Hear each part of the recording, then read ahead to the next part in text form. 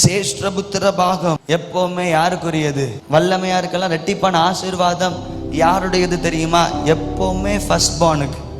ஏதாகிலும் இளைய குமாரத்திகள் இளைய குமாரர்கள் இருந்தீர்கள் என்று சொன்னால் உங்களுக்கும் ஒரு நற்செய்தியை வைத்திருக்கிறேன். ஆபிரகாமினுடைய ஆசீர்வாதம் யாருக்கு வந்தது? ஈசாக்கின் மேல் ஊற்றப்பட்டது. இனிதான் பிரச்சனையே ஆரம்பிக்குது பாருங்க. ஆண்டவர் ஹிஸ்டரியையே மாத்தி எழுதுறாரு. ஈசாக்கினுடைய சந்ததிகள் இருக்கிற ஏசா, இங்க இருந்து தான் குழப்பமே ஆரம்பிக்குது.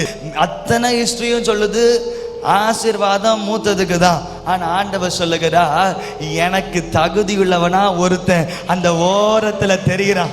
அது மூத்ததா இருக்கணும்னு அவசியம் இல்லை. என் பிள்ளை ரெண்டாவதா இருந்தாலும் நான் அவர்களை தேடி சேஷ்டபுத்திர பாகத்தை